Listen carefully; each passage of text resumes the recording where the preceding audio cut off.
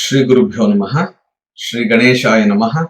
ಓಂ ವೇದವ್ಯಾಸಂ ಸ್ವಾತ್ಮರೂಪಂ ಸತ್ಯಸಂಧಂ ಪರಾಯಣಂ ಶಾಂತಂ ಜಿತೇಂದ್ರಿಯ ಕ್ರೋಧಂ ಸಶಿಷ್ಯಂ ಪ್ರಣಮಾಮ್ಯಹಂ. ಸರ್ವರಿಗೂ ನಮಸ್ಕಾರ. ಶ್ರೀ ಸ್ಕಾಂದ ಮಹಾಪುರಾಣದ ಕಥೆಗಳ ಸಾಲಿನಲ್ಲಿ 276ನೆಯ ಭಾಗ. ಸಾವಿರಾರು ಯೋಜನೆಗಳ ದೂರದಲ್ಲಿ ಆಗುವ ಶಬ್ದವನ್ನು ಕೇಳಿಸಿಕೊಳ್ಳುವ ಶಕ್ತಿಗೆ ಶ್ರಾವಣ ಎಂದು ಹೆಸರು. ದೇವತಾಗಣಗಳ 8 ಸ್ವರೂಪಗಳನ್ನು ತಿಳಿಯಬಲ್ಲ ಯೋಗಿಯ ಶಕ್ತಿಗೆ ದೈವ ಎಂದು ಹೆಸರು.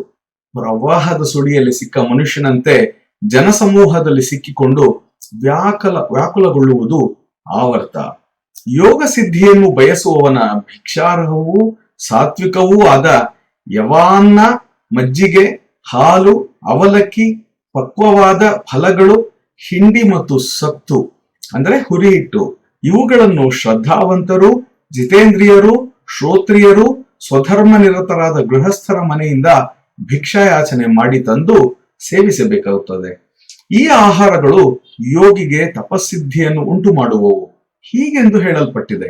ಯೋಗಾಭ್ಯಾಸ ನಿರತನಾದವನಿಗೆ ಅನೇಕ ರೀತಿಯ ಸೂಚನೆಗಳಿಂದ ತನ್ನ ಮೃತ್ಯುವು ಸಮೀಪಿಸುತ್ತಿರುವುದನ್ನು ತಿಳಿದು ಮೃತ್ಯು ದೇವತೆಯನ್ನು ತನ್ನ ಪ್ರಾಣ ಸೆಳೆಯದಂತೆ ವಂಚಿಸಲು ಯೋಗಾರೂಢನಾಗಿ ಸಮಾಧಿ ಸ್ಥಿತಿಯನ್ನು ತಲುಪಿ ಬ್ರಹ್ಮರಂಧ್ರದ ಮೂಲಕ ಪ್ರಾಣತ್ಯಾಗ ಮಾಡಬೇಕು.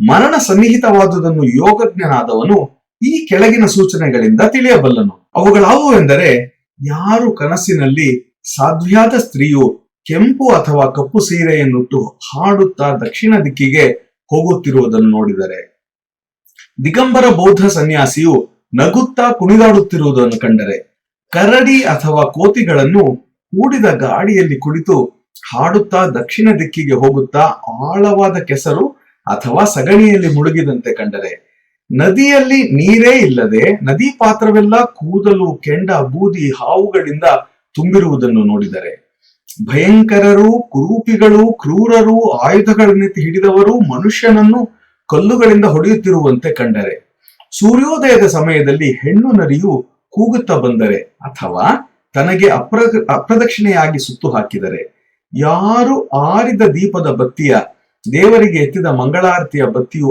ಆರಿದಾಗ ಅವುಗಳ ವಾಸನೆಯನ್ನು ತಿಳಿಯಲಾರನೋ, ಯಾರ ಬಾಯಿಯಿಂದ ರಾತ್ರಿಯಲ್ಲಿ ಅಗ್ನಿಯ ಜ್ವಾಲೆಗಳು ಹೊರಬಂದಂತೆ ಬೇರೆಯವರಿಗೆ ಭಾಸವಾಗುವುದೋ, ಯಾರಿಗೆ ತನ್ನ ಪ್ರತಿಬಿಂಬವನ್ನು ಎದುರಿಗೆ ಇರುವವರ ಕಣ್ಣಿನಲ್ಲಿ ಕಾಣಿಸುವುದಿಲ್ಲವೋ, ಮಧ್ಯರಾತ್ರಿಯಲ್ಲಿ ಕಾಮನ ಬಿಲ್ಲು, ಹಗಲಿನಲ್ಲಿ ಚಂದ್ರಗ್ರಹಣವು ಯಾರಿಗೆ ಕಾಣಿಸುವುದೋ, ಯಾರಿಗೆ ತನ್ನ ಮೂಗು ಅಂಕುಡೊಂಕಾಗಿ ವಕ್ರವಾಗಿರುವಂತೆಯೂ ಕಿವಿಗಳು ಒಂದು ಮೇಲಕ್ಕೆ ಮತ್ತೊಂದು ಕೆಳಕ್ಕೆ ಇದ್ದಂತೆ ಕಾಣಿಸುತ್ತದೆಯೋ, ಯಾರ ಎಡಗಣ್ಣಿನಲ್ಲಿ ಮಾತ್ರ ನಿಷ್ಕಾರಣವಾಗಿ ನೀರು ಸೋರುತ್ತದೆಯೋ, ಯಾರ ಮುಖ ತಾಮ್ರವರ್ಣವಾಗಿಯೂ ನಾಲಿಗೆಯು ಕಪ್ಪಾಗಿ ಇರುತ್ತದೆಯೋ, ಯಾರು ಕನಸಿನಲ್ಲಿ ಒಂಟೆ ಅಥವಾ ಕತ್ತೆಯನ್ನು ಕಟ್ಟಿದ ಬಂಡಿಯಲ್ಲಿ ಕುಳಿತು ದಕ್ಷಿಣ ದಿಕ್ಕಿಗೆ ಪ್ರಯಾಣ ಮಾಡಿದಂತೆ ಕಾಣುವನೋ, ಕಿವಿಗಳನ್ನು ಮುಚ್ಚಿಕೊಂಡರೆ ಪ್ರಾಣಘೋಷಗಳನ್ನು ಯಾರು ಕೇಳಲಾರನೋ, ಯಾರು ಸ್ವಪ್ನಾವಸ್ಥೆಯಲ್ಲಿ ಅಗ್ನಿ ಅಥವಾ ಜಲದಲ್ಲಿ ಬಿದ್ದಂತೆ ಭಾಸವಾಗಿ ಬಿದ್ದವನಿಗೆ ಮೇಲೇಳಲು ಸಾಧ್ಯವಾಗುವುದಿಲ್ಲವೋ,